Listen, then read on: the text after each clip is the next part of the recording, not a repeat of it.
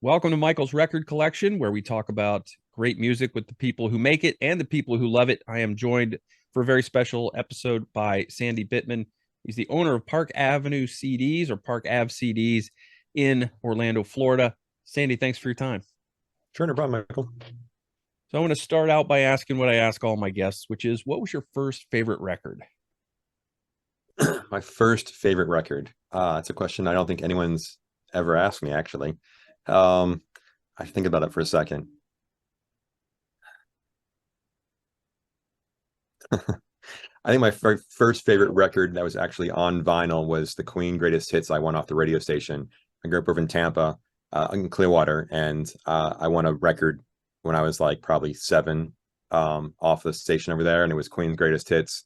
And I just was enthralled with that record because it was the first thing I got myself, and I won it, and I just would play it over and over again. And it doesn't hurt that it's a fantastic album either. No, no, I can't go on the greatest hits on most artists, but yeah, it was just one of those things that was just like, all right, and I played certain songs over and over again, and just was, yeah, wore that record out. So It's a good one. Now, you weren't always the owner of Park Ave CDs. You got your start as just a part-time yep, worker there. Is that correct? yep, that's correct. So I was going to college at Rollins, and we were on Park Avenue at the time, hence the name. And I had started there literally working for CDs because somebody was family-owned business, somebody was getting married. They needed someone else just kind of help out for that Saturday, and I did that, and then got a couple more shifts, just working for trade, and then slowly kind of picked up more and more hours, and then I was working there almost full time, and then one day the husband of the pair who owned it asked me if I wanted to buy the shithole, and I was like thrown off by that because I was kind of late and thought I was going to get reprimanded for being late again. And I asked him which customer had made him mad or which rep had made him mad, and then I walked down the office, just kind of like blew him off, didn't think he was serious, and then a couple days later had dinner at their house, and he laid everything out, and I bought the store in 98, had worked there since 91, and then have owned it since 98, 25 years so far. So ownership. That's incredible. So you were actually an owner of a record store before Record Store Day was a thing, Yeah, which I believe that started in about '07, if memory serves. that sounds about right. Yep. Did you guys dive right into Record Store Day from year one, or did you wait to see what happened, or how did that kind of unfold for you? No, we did. We liked the idea. We belong to a coalition of record stores around the country, and there's three of those coalitions, and all of them kind of work together to figure this idea out. And so when they kind of brought it to us, I was like, yeah, why not? This would be great. I was familiar with Comic Book Store Day and saw how friends and people went crazy for that day. And I just thought it seemed like a natural extension to try that with records and music. So, but we were still super, like I was super nervous. There wasn't hardly any releases compared to what there is now. And there was lots of giveaway stuff. And we remember we made cookies, we made cupcakes, we had just stuff to give away, just hoping people would show up to this party, especially because at that point, the conversation for record stores wasn't favorable. For the turn of the century into those early aughts, it was somehow like, record stores were to blame for the high price CDs, record stores were to blame for this, and yada yada yada. So it was an attempt by the stores who were involved to figure out how to change that conversation and to get some good press for independent record shops because we didn't understand like why somehow we were the villain, so to speak. So Yeah. And there's just so many facets to that. I mean, we could go do more than one show on that alone, because you have the big box stores who can take a loss on CDs. You got, Amazon, the rise of Amazon, that they clearly can sell it for pennies. They don't have to support the brick and mortar and pay their clerks and things like that. And you guys have got overhead, and it's totally understandable. So, yeah, but let me ask you this about owning a record store. yeah. What is the best thing about that, and what is the worst thing about owning a record store? The best thing about owning a record store is just it's the music. I mean, that's what got me into this. I mean, that's why I wanted to work at the record shop to begin with. It's that the music, it's being surrounded by it. Mhm. It's like every day feels like Christmas, a certain degree of being able to open up the boxes or open up the mail and see what's there and what's waiting for you. And then that has evolved for me as I've been here for so long into like asking bands or artists, some of my favorite bands or artists, to perform at my record store and see what happens there. Mhm. And getting them to say yes, and then being like, oh shit, these are like my favorite artist right now is currently playing my store for free, and this is really cool. So and then also the staff, I mean, there's like, and the customers, like, there's nothing. The community that's formed around a record store and the things that happen at a record store, I mean, like, it's definitely not High Fidelity, it's definitely not Empire Records, but it's definitely maybe a hybrid of the two. Mhm. There are things that happen that are just kind of fun and easy, and it's this is what I get to do. I get to sell records. I get to sell records, CDs, books, tchotchkes, and toys, have bands in. So those are all good things. The worst thing about owning a record store is probably, for me early on, it was figuring out the commerce and art issue of figuring out how to like understand that it's still, at the end of the day, still a business. Mhm. And in order for those things, the lights get turned on, the rent be paid, pay the salary of the employees, et cetera, like figuring out that dichotomy and understanding that tension, that push and pull, and also just hearing music and records referred to sometimes by people in the industry as product, and trying to like just find a balance for myself to understand that in one sense, I guess it is product, but you're also dealing with somebody or a band who've put something together and who've, you know, creatively put this out into the world, and they're entrusting people along the way to take care of that and to kind of hopefully relish it and cherish it, and take care of it. And I think that was tough for me to figure out that balance of like, it's a record store, but also it's a business, and how do we do that? And I still get like, I try to make sure that I don't use that word product, and the Mhm. staff as well, because it's not product, it's art, and it's a form of art, and it's what people cherish it, people use it, they need it, coming out of the pandemic, well, in the pandemic, that was really evident, for us to see how valuable that was as being a record store to people who needed their fix and needed an outlet to deal with what was going on around the world. 9/11 was another example of that. Some of us wanted to close. I was like, there's no way we're going to close. It was a Tuesday. There's a new Dylan record coming out. There's a lot of big records in September. I was like, you got to be open. I mean, horrible stuff's happening in the world. It's like people come to your record shop to help them deal with the world. And whether it be something as big as that, or something as simple as they got broken up with by their boyfriend or girlfriend, you know, Yeah, it's therapy for a lot of people. totally. Yeah, for me too. So, I can relate to it. mhm, So you mentioned people coming and playing in your store. mhm. How did that start? What was the first artist that you had doing in store? I would go back to before I was the owner. We had a few people come into the store, and we didn't have many because our location on Park Avenue was really small. It's half the size we are now, and plus being on Park Avenue has its own set of complications and things to worry about. And I want to say the first one that I can remember, uh, what's I'm spacing. I can see his record cover. He was on Bloodshot. Um, I can't think of his name right now, but he was the first one. Wasn't part of my regime, so to speak. Mhm. Over there, we did Hot Water Music, which is a Florida punk band. We did Fall Out Boy on their first tour.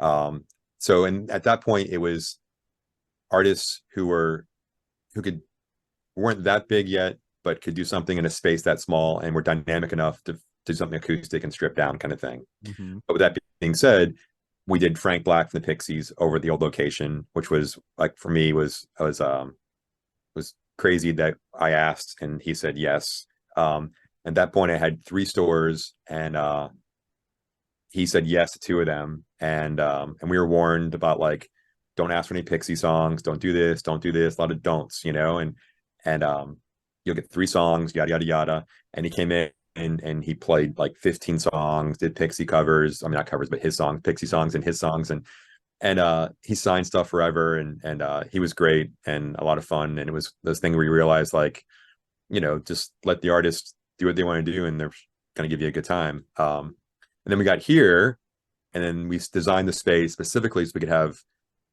a bigger stage, could have full electric artist bands in here, kind of stuff, and could do stripped down or full electric. And we had, from the get-go, we had less than Jake, I think 8 people on stage, a horn section, and packed kind of stuff. And then, also had Vampire Weekend on their first tour and the National for their Boxer album, and just tons of people had come through. And um, it's something that's fun, exciting, nerve-wracking, because I'm used to like opening the store every day and opening the doors and being like, okay, are people going to show up? And then hopefully they usually do. When you have a band in the store, you have to promote that. Hope they're going to show up, and make sure that realize that they're taking time off their busy day. They're playing for free at your business. And so trying to make sure their experience is a positive one, so that they want to do these things, and that also that they're talented enough to do something like this and improvise and interact with the audience on a really small scale. And most of the time that works out for the best. Yeah, one of the ones that I was fortunate to check out in your store was Porcupine Tree. Uh-huh. They did the CD. We Lost the Skyline, and I didn't know about it until I went to see Porcupine Tree the night before. They mentioned it on stage, so I had to come. And I don't know if you probably can't tell, but the second thing down from the top over this shoulder, that is my signed Porcupine Tree print from that day. Oh, cool. Okay. Very cool. But how, was that just a matter of reaching out to the band and saying, would you mind doing an in-store, or, how did that kind of come about? That came to us, actually. The label reached out to us Really? and said, hey, do you want to do something with Porcupine Tree? And we're like, of course, and then they said, we want to record it. And I was like, oh, okay, cool. And we had a deal with Full Sail, where Full Sail come out with the producers and some students, and they'd bring all their gear and they'd set up and record. And we have tons of recordings from Full Sail, and only a few of them have made it that far, like Porcupine Tree has. And it was interesting, because I think it was right at the end of their time on Atlantic, and there was some tension there, I think, going on, and some push and pull. But Steven and the guys were great. Like, it was super nice. And again, like, we heard stuff from, you always hear stuff from labels about maybe how difficult an artist can be, when you really realize they're not difficult. They're more protective of their art and of their time and of what they're doing. And I've learned over the years that if I hear that from a label or from people in the industry, I'm like, oh, the artist is just, they care. They care about what's happening, and they're just protective of that. And he was great. The guys are great. And Steven's been back to the store a couple times since then when he's come to town. And he always is cordial and nice. And I think last time he was here, he wore our shirts on stage, and just things like that. So we're super appreciative to have him. So, and that's one of the in-stores where people literally come to the store, and then you can see him looking around, and you ask like, hey, you need any help? And they're like, oh, so this is where Porcupine Tree played? And I'm like, it is. Yes. They're like, can you show me where exactly? And I'm like, yeah, sure, no problem at all. Yeah, I remember like it was yesterday, along that back wall, and there was roped off area for the artists, and they came out. They did it was mostly acoustic with Steven and John Wesley, and the other guys just kind of hung out and watched. And then they did have an electric guitar for a couple of those songs, and it was great, because this album is fantastic. They did a nice little cross section of their stuff, and they even left in the mess ups. They left that stuff on the recording. So all of that was very endearing, and it was the first time I'd been into an in-store, but I've been my eyes were open to, this is a really cool thing that you guys do there in addition. So the other thing about Porcupine Tree that reminds me to come back to our topic, what I reached out to you for was Record Store Day. I wasn't able to get their EP that came out this year on Record Store Day. I think it was ridiculously small pressing, like 500 or something like that. And my time slot was like 9:15 maybe a.m. And so I thought I might have a shot, and no, I didn't get it. But I did get, being my first favorite record was Kiss Alive. So a big Kiss fan. So of course I had to have the Eric Carr solo album, and I had to also get the CD. So the CD was nice. According to what I read online, the CD was even rarer than the vinyl, which is kind of backwards, but figure why not just grab both. So Record Store Day is changed quite a bit over the years. I remember the first time I went, I don't remember the exact year, but I think it was pretty early on in Record Store Day. You guys had a food truck or two out front. And of course, there was no time slots. You showed up and you got in line and you stood there and you waited out. wrapped around the block. and and this year, I mean, what year did you guys go to time slots and drawing Mhm. for those valuable slots? So it was probably for so during the pandemic. So we were trying to figure Mhm. out how to create a safe interaction. Record Store Day that first year of the pandemic, they instead of doing they couldn't do the day because it was so close when everything shut down. So they figured out to structure, break it into 3 days, three drops, they called them. And that way, not knowing what was happening in different parts of the country, that there would be maybe a store could be open for all three, maybe it could be open for one or two of those, and they kind of split things up, trying to like alleviate crowds showing up and too many people and just trying to spread it out. So at that point, we were trying to figure out what to do and how to make it safe for ourselves, how to make it safe for people showing up. So we went to reservations and we talked with other record stores about like pros and cons of that. And then of course we tried it and just kind of learned from it. And the response was huge from the customer side in terms of it was easier. It wasn't didn't wait in line for 12 hours, 6 hours, 5 hours, 4 hours. And in our mind, it was safer, not just because of the pandemic, but safer because we didn't have kids or anyone staying overnight outside the shop or lining up close to traffic. And so we just kind of refined it over the course of the pandemic, and the response was so positive. And even on the staff side, we all thought this is a much easier way to handle it.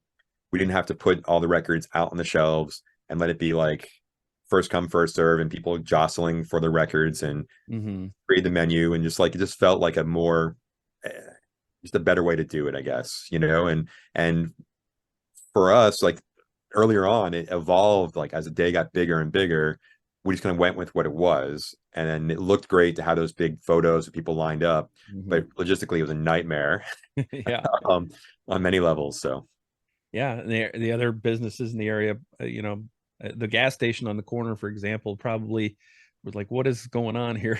We got these yep. people wrapped around in front of my gas station. But I like what you guys did this year with the, and I don't know when this may have been a couple of years because it's been a couple of years since I've stopped by. Last year I think I came by, I only wanted like one or two, so I came by the next day and was able to get them. Yeah. um but one of the things I liked this year, you had these tents outside and you had lots of giveaways, and there was promotional stuff and that kind of thing, but I was able to snag a nice um you know turntable slip mat for Hmm. one of my favorite Kiss records. Got to have that. Nice. I got a Beatles mug and stickers and some things. It's cool to get that stuff um and just to enjoy the day and just to kind of make it like a holiday for music lovers. Yeah. Yeah. That's the point. I mean, we try to figure out, we want to partner with our community as well. So we get different food trucks, different people out there. Our t-shirt guys and gals, they come out and they screen print shirts for us. Mhm. We had a voter ID, not voter ID, voter registration out this year. We brought the Social Foundation out to give away tickets. We're always trying to find something to make sense for the day and the space that we have. We can't go too big in the parking lot because we share it with our neighbors, but Mhm. we try to figure out something that makes sense for what's happening, and we try to mix it up each year as well. But just trying to put it together and again make it an event, make it something going on to where it's if you got something you want, hopefully we have it in stock and hopefully we can fulfill that need for people for Record Store Day. We can't always, not because of Porcupine Tree is a perfect example of that. The pressing was so small.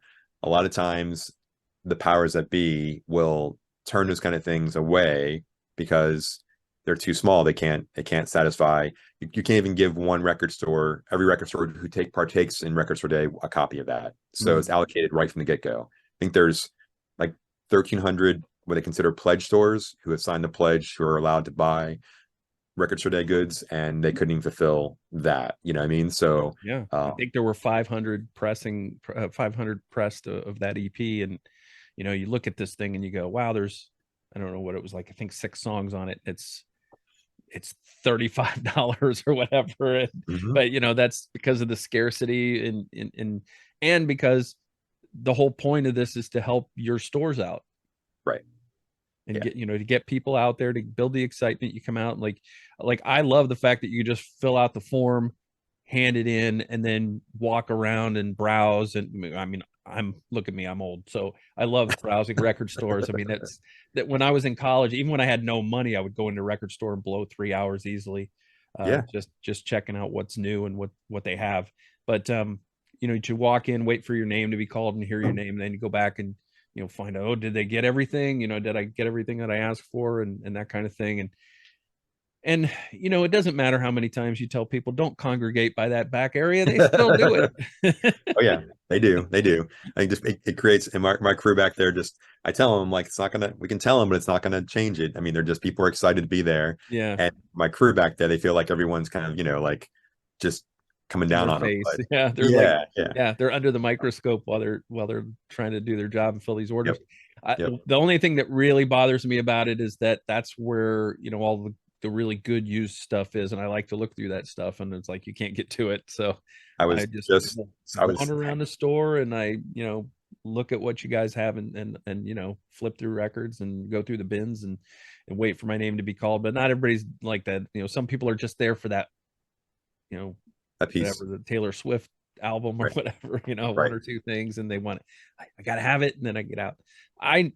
I just look at a counter and go, I'm not getting out of here anytime soon because there's a line waiting to check out. So may as well find some other things I could buy as well.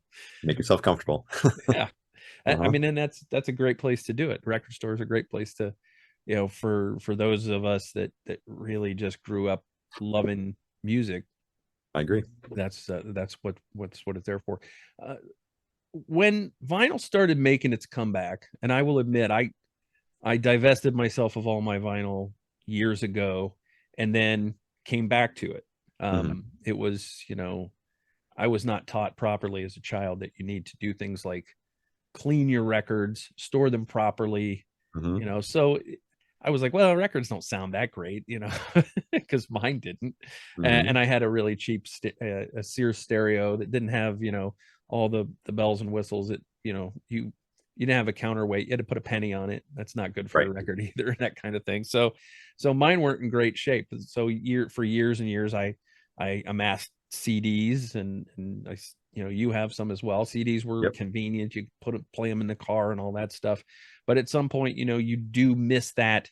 It's like when you're reading the little booklet trying to figure out what the lyrics are because the type is so small, you really miss the the vinyl experience when you had the big gatefold and you pull out the lyric sheet and all that stuff. So what is, in your experience, who is your main customer for vinyl today? Oh, today, anyone and everyone. I mean, that's the crazy part. It's like, I mean, I can look out on the store floor, and at times, middle of the day, it can be half the population is young, and they're women, and they're shopping by themselves. They're not there hanging out with their friends. They're flipping through bins for records they want, kind of stuff, which to me is awesome. It's like, it's no longer, I mean, record stores tended to have a stereotype. They've had a few different stereotypes, and I think it's just been like, it was always like old guys kind of preserving the records, like, and being particular about them and being snobby about them, that kind of stuff. And now it's like, it's not, it's anybody and everybody kind of stuff, and I like that. I like that, for me, one of my things, I guess, tenets of my business is that if you walk into my store and can't find something that you want, then I feel like we failed doing our job. I don't want to be necessarily a punk rock store or a hip hop store or a prog rock store or any of those things. I want to be all those things. I want to be able to say, like, someone can walk into the shop and be able to hit this, or that kind of stuff, and feel like if you're into jazz and we're carrying jazz records, we're your go-to place for jazz. If you're into to R&B and soul, then that's our place. Your place for that is us, kind of stuff. And I want that. That's what I want. I just want to be a record store. And now when I see all ages, all colors, all demos shopping for vinyl, that shows me it's transcended everything. And I think it's the ritual, the tactile experience, like you said, about the idea of pulling out, flipping the gatefold open, pulling out the sleeve and being like, oh, there's lyrics on it. Like, it allows you to kind of interact tactilely with that's a word, with the art, with the artist's head in mind, kind of stuff, and that's important. And I think as kids who have grew up just in a digital world, I think the idea of having a record to look at, having the artwork, having all those things, having the ritual to be active in the listening process, I think digital is very passive. There's a use for it. You can get the gym, taking a walk, driving, working, that kind of stuff. It's very passive, you know, it's convenient, it's passive. But like listening to a record, listening to a cassette, listening to a CD, it's very much a ritual. You know, you've got to, especially for records, you got to kind of get up, you got to put the record on, drop the needle, hang out for a bit, get up, flip the record, that kind of stuff. And it allows you then to also engage with the artwork. I think that's the lore of why vinyl has come back. And I think that's why it's still strong. I think it's why it's going to continue to be strong. And even CDs at this point are coming back. That generation who was, I think, the millennials, so to speak, who were the ones who were very upset that a CD cost $15 and that somehow record stores became the bad guys in that equation, and that they wanted to rip and steal and take and then stream all those things. Totally understand to a certain degree. But now this new generation, if I look on the floor in the CD section, it's usually two things, usually kids under 23, 24 buying CDs and folks over 40 buying CDs. And I watch millennials come by and make fun of the CDs. And then kind of like they did when they made fun of us carrying records way before, you know, and now I can see, like, I look down the aisle and it's just kids who are buying new CDs and used CDs, and our CD sales are going up. And I think that was bound to happen in a certain sense because everything that's old is new again. But I think as price of records go up, and if you want to collect physical goods, you can walk into the shop and say in 2005 with $30 and walk out with a stack of LPs. You walk into the store in 2023 with $30, you can probably get one LP, but you can get a stack of 10, 12 CDs where you can only get two CDs back then. So like that's flipped. And for folks who want to collect, just collect and listen, like that's a deal. CDs are a deal, and they're, you know, they're tactile. And as streaming, as we're seeing with movies and happening with streaming channels, as they start to cut the catalog and figure what they can afford to carry, that's going to happen if it's not already happening with the streaming services with music, you know. So there's that too. But I'm babbling at this point. That's okay.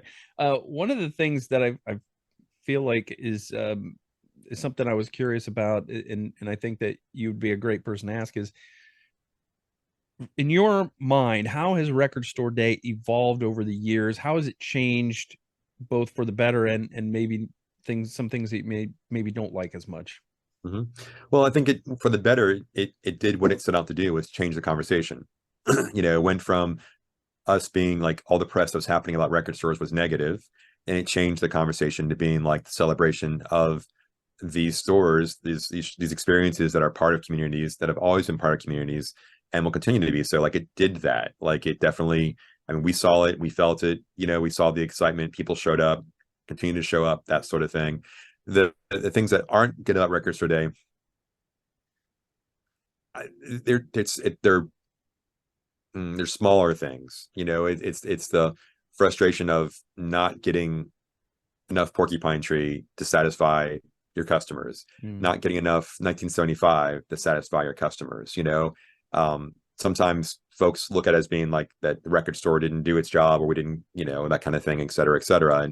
And I think that's frustrating because you don't want to, as just a business person, you don't want to turn away business. If someone wants to buy something, you want to be able to provide it to them, you know. So that's been tricky. They've tried to figure out that balance of supply and demand, of making sure that there's not too many, so it doesn't flood the market, but also that there's enough to satisfy what's there, kind of stuff, you know. And I'm trying to think what else that's not been great about Record Store Day. I have to be careful here because I could get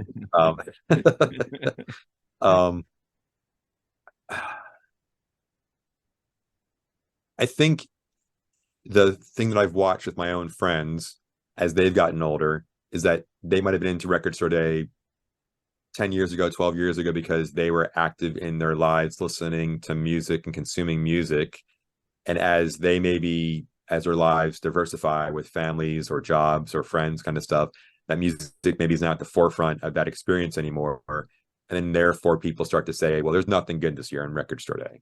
Well, I don't think that, as somebody who's actively still buying and selling music. You know, I look at the list each year and I'm eager to see the list myself to see what's going to come out. And, you know, and I can be like, oh, this is a good list. This is hitting all the different demos and that kind of stuff. But you start hearing some of the folks who are like, no, there's nothing good. And even this past year, some of the chatter online was there's nothing, it's not a great list. And I was like, are you kidding? Like, there's lots of great things here, both on things on a very large scale to a very small independent scale. It's just like, and it's all what the artist and management and bands and labels decide that they can curate to put up there. And I know there's as many titles come out, there's probably another 200-300 that are rejected, because either not the pressing size is not big enough, or the pricing's too high, or they just don't think it's RSD quality. It's got to be unique, special, a cool piece that kind of does something for the fan base and for the artist, kind of thing. So I'm trying to think what else. I mean, it's,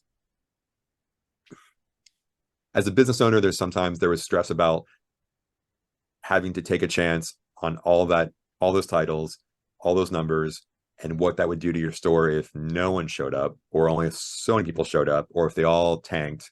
And then also dealing with the billing and dating and like just the financial aspect. And the folks, powers that be, and labels and vendors have worked to help alleviate those stresses for stores over the years by giving you better dating, giving you a chance to stagger your billing kind of stuff, and those kind of things.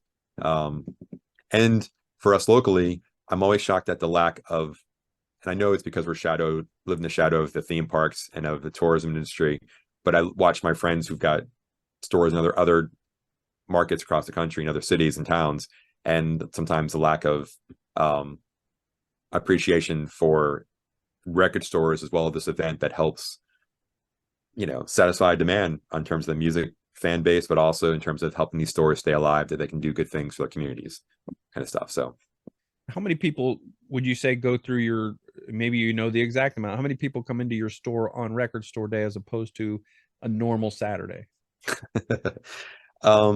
So it's definitely, trying to think how many. So the number of transactions for this past Record Store Day compared to normal Saturday is about 4 or 5 times the number of actual transactions. The dollar equivalent is much higher because people are buying bigger stacks. Whereas on a Saturday, you might come in by maybe 1 or 2 records or 3 records, but maybe on Record Store Day, there's a lot more that you're picking up. Maybe you buying 6 records, just 7 records or 8 records, kind of thing. So like it doesn't scale proportionally. It scales dramatically different in terms of the amount of records that someone's picking up or titles are picking up in RSD compared to a normal Saturday. And then of course this year was definitely an asterisk because Taylor Swift gifted independent record stores a really nice prize, and that worked out really well for us and for all the stores out there. Yeah, I can attest to people buying a little more. The guy next to me in line bought, I remarked at the fact that he had picked up the live Van Halen release, because I looked at that and it was just out of my price range. It was too much. I think it was a triple vinyl, and it was, $100 or more. Yep. And that guy had a stack of records in his hand when he checked out that had to have been easily $500 or $600 worth of records. Yeah, all crazy new stuff. And I was like, does your wife know you're doing this? Because I don't know how you get away with that. But credit cards are wonderful things, I guess. But yeah, magic. So tell me about the process beforehand, because you guys get literally pallets of stuff that you have to store, you have to go through, you have to separate it, whatever you do, you get it, get your station set up so you know where everything is, so you can fill the orders. Like, what is the outlay in terms of not outlay, that's the wrong word, but what are the logistics involved with preparing for Record Store Day? It's crazy. I mean, we start preparing for Record Store Day probably right after Christmas, in terms of thinking about knowing the date is, figuring out the calendar, looking at those things. The labels start to give you kind of the Record Store Day itself. The organization that runs the event will set out the dates of when orders are dropping in terms of solicitations, when the orders are due, all that stuff. There's a lot of segments to it. So like, for instance, I'm the main buyer at the shop. So my job is to once they drop that list, we're ready to go out with a survey to the community to find out what they're interested in, which I use those numbers in that survey. We will ask the obvious things about in terms like check off the ones you're looking for, but also we'll ask for some feedback from customers just so that we can kind of get some insight. I use that survey and those results to figure out my buying. I look at previous how all these artists or band is trending for us in the store. So like I look at our previous releases by that band. If they had a previous RSD release or something similar, I'll look to see some of the artists and artist camp, some of the legacy artists like a Hendrix or a Dylan. You know, sometimes they come to the table almost every event. And so you can kind of see like, you know, U2 is a good example of that, you know, and see like, where are those numbers from the last couple of years? Are they going up? Are they going down? Are they kind of, you know, holding steady? So I use a lot of like secret sauce recipe stuff to figure out what we think. And the survey, we started doing that a couple of years ago, I think prior to the pandemic. And that's helped me a lot too, because as a buyer, I'm familiar with a lot of things. I'm not familiar with everything. So I can see if something starts to spike in the survey results. And I do that. I work with some other stores around the nation. We have a little buying group. We sit around and over the phone and or Zoom and kind of like, we all bring information to the table to figure out like pro cons, the titles. It's really that process is pretty entrenched. And at the same time, when we start putting that survey out there, we start staging, figuring out designing on the back end, the reservation system, how big we think the day is going to be. We upped our reservations per 20-minute time slot because we knew with the Taylor Swift piece what that might do or might not do in terms of just overwhelming the store, maybe pushing some customers out of the way because these kids were really into that artist, trying to figure out some release valves to try to help make sure that those who come out every year would still have a great experience. And maybe those who might be their first time coming out to a Record Store Day event would also have a good experience.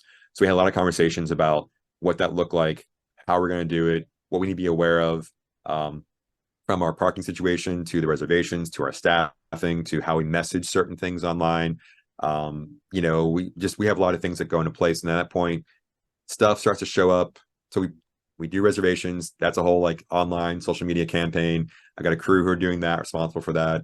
I've got a crew who are responsible for doing all the receiving. Those pallets start to arrive probably about 2 weeks prior to Record Store Day. That was one thing that early on, probably the first 10 years, you would get stuff Wednesday, Thursday, Friday, and that would be a nightmare. Yeah. And now they're allowing us to stage everything a little earlier. It allows you to kind of get everything opened up, make sure it's in good shape, numbers are there, report damages, that sort of thing, get it organized. I mean, we streamlined things last couple of years. We don't price the merchandise anymore because it saves us one less time of having to touch every single piece of music that we get, any tape or CD or LP. So we don't price them. It saves some resources, obviously, but also just saves time and energy and effort. This year we had to store merchandise off premises in our storage units. We rented a U-Haul van for the week so we could make trips back and forth between storage, staging all that, and then getting it organized in the back room. There's each department of the store has their own set of like where they are in the calendar to get things done. Mm-hmm. And then it's pretty much, and even after the actual day, leading into that Sunday and that week after, then my online sales team kind of takes over as well. So you have the buyer is the first part, marketing does kind of the second part of it, receiving does the actual receiving and databasing and organizing of the merchandise, and then the online sales kind of takes over at the end and does that, and then we kind of pull everything together afterwards to kind of do a recap of what's happening, and figure out what worked this year, what didn't work this year, and how to go into the following year kind of stuff. But it's definitely an all hands on deck type of scenario. Yeah, it's crazy. I would imagine. Sandy, what happens to Record Store Day titles that don't get sold? Well, that's been a big discussion point for stores for many years. And, you know, there's, I think, ways that you need to approach that as a store. Some things, you know, we miss by, and we might miss by because we thought more people in our neighborhood would want that title, and they don't. And it's a good title, so you can still kind of maybe move them in other places online, so to speak. Mm-hmm. Sometimes a title just lands DOA where maybe you know, that's the worst nightmare for, I think, for everybody involved, for the artist, for the fan, for the stores, that putting a piece out there that's not of substance that people want to get behind. That becomes a little trickier. I don't like calling them like leftovers. You know, like for me, when I'm looking at a list of titles, I have like two main points. I'm like, is this a legacy piece? Meaning that if we have this piece after that day, will it look good in the bins that if somebody comes down to Park Ave in 3 months or 6 months and walks with a porcupine tree and sees that EP, they're gonna be stoked that it's still sitting there? Or is it a piece where like everyone's stuck with it and it's sitting in the bin and it's doesn't have any legs? It's not going to be something people are thrilled about. Like those kind of pieces we think we buy for just like, I'd rather buy those enough to sell out on the day of and not worry about having that piece afterwards. If it's something like a Taylor Swift or Porcupine Tree, there's, you know, Hendrix, whoever else adores, like having those kind of legacy artists or legacy quality pieces in my store for a period of time afterwards is not a bad thing. We, in the pandemic, first time went with selling online to see how that would work. We felt like it did a couple things for us. It helped move some merchandise that we're sitting on. It kept a lot of the flippers who come back to the store on Sunday, Monday, and Tuesday trying to buy more. It keeps them from doing that. We don't put any merchandise now on the floor until about a week, at least a week after Record Store Day, because we're trying to make sure that the staff aren't being driven crazy. We'd have folks who come in the morning and come back at night with shift changes, trying to buy more, that kind of stuff. Mm-hmm. We can't prevent 100% of people flipping all the time, but we can at least reduce the chances of that happening. Yeah. So we do that, goes online. If someone walks in the store on that Sunday and says, hey, do you have this piece? If we have it, we'll sell it to them, but it's not on the floor. We're just making a free for all. And then this year we changed something different. So after that week goes by, we used to create a Record Store Day section out on the floor where people could go and look at the stuff. And this year we decided just to go ahead and blend it with all the artists' sections themselves. And so that way, because what we've heard was people walking by that section like, oh, look at all the RSD stuff they have left over that they couldn't sell. And it's like, well, no, it's not we couldn't sell it. We're just putting it in place to make it easy to see. Yeah. But we figured let's just change the conversation. And if they walk to the section, they see it sit in the section, they may be like, oh, they still have one. Cool. Versus saying it's left over kind of stuff. So, Yeah. and if it gets to the point where we just can't move it anywhere, we'll just either sell it what we can get for it online somewhere, or we'll put it into grab bags or do a sale price on it, that kind of thing. But luckily we don't have that much of that kind of titles happening. And I think RSD's done a better job of trying to go back and push back on an artist or group or label and say, hey, this is a 1-song 12-inch. This is expensive. Can you guys go back to the table and see if you can get a little more creative with this? Because the last thing we want and RSD wants is for a title to be DOA, you know, where it doesn't help anybody, doesn't help the store, doesn't help the event, doesn't help the artist or the band or the label to have something out there that people don't think is a quality piece kind of stuff. So I do know that folks at Record Store Day do push back to ask labels and artists and management to come back with something a little more creative or interesting for the fan base. Well, I like what you guys did with for the Swifties this year with the coupons. You can come, you know, if all you wanted was the Taylor Swift, you know, come get a coupon. You go straight to the checkout, and we got a stack of them there. You can buy it and just walk out. Kind of keep the flow going a little bit. Yeah, it worked good. They were great. I mean, there was some, you know, any event like this is big for us. There's going to be some hiccups and some speed bumps kind of stuff, but you know, the kids were great. The parents who came out were also great. You know, sometimes the kids are better than the parents who come out for pieces like this, but they were all great. And we knew this was going to be a big piece, and we made sure we had enough on hand to take care of them, where all the anxiety that might have happened, we could kind of help quell that because we knew we had enough to take care of the demand. And then at the same time, making sure it's a positive experience for them if this was their first time shopping a record store. And then for everybody else who maybe wasn't interested in that piece, who were coming out to Record Store too, that where it didn't interfere, you know. And I felt like we did a pretty good job of that. Knowing that if I were to remove the Taylor Swift from our equation, from our business that day, we still had far and beyond our best Record Store Day ever. So I feel like the T Swift was a gift, and I love that gift, and it was great. But even minus that gift, we still had our best day in the history of the store. That's great. Well, you talked about going to online sales and how that is another avenue for you. And another thing you guys have done is embraced social media. You've got these record drops on Wednesdays and Fridays on Instagram. Hmm. It kind of builds excitement. What are they going to find this week? These are all used records, and or most of them are used records. I think there's been a few new ones, but Yeah. uh, how did that idea come about, and when did you start implementing that? So we got lucky. So fall of 2019, we decided to finally sign up with a web store that was connected. It kind of worked with a bunch of independent record shops across the nation and was tied in with a couple of our vendors to have all the information, have all the metadata, that sort of thing that we could use and have track listings and album artwork and yada yada yada. So we got to kick the tires in that for a few months, not knowing what was around the corner and in the spring, I guess winter spring of 2020. So we were already kind of getting our toes wet, figuring that out. Pandemic happens. We have a store full of records. Doors are locked. How do we stay in business? How do we do this now?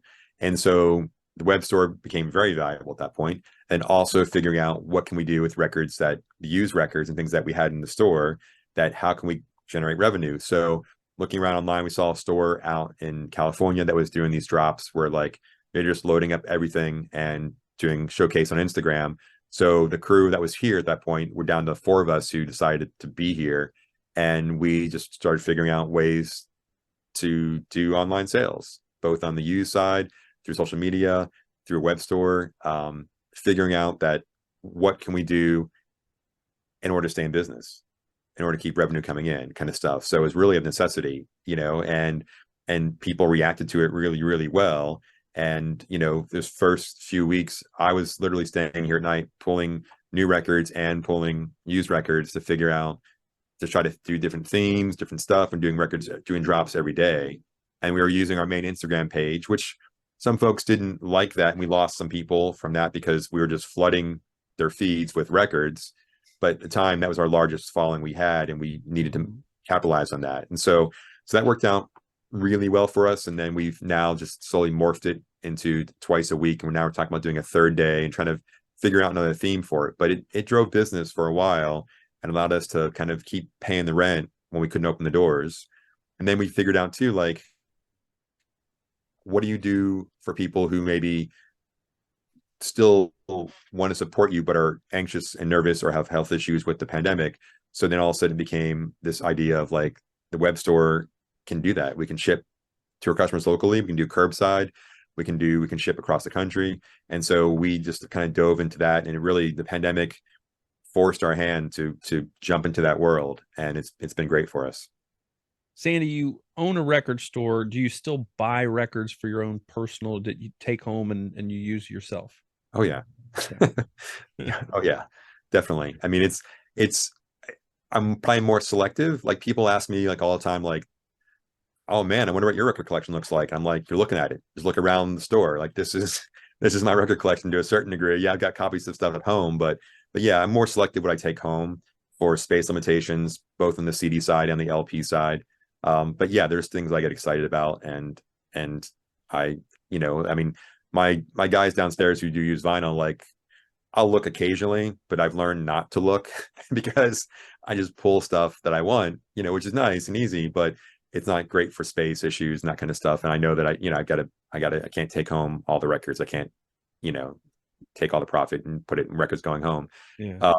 But yeah, there's definitely records. And I look for stuff. I mean, each record store day, there are things coming out. There's all the Tone Poet reissues, all the Blue Note and Verve reissues that are happening, all the Coltrane stuff they found over the last couple of years. Like, I'm excited to hear it. I'm excited to look at it. I'm excited to touch it. Like it's still a bug that I very much have. Yeah.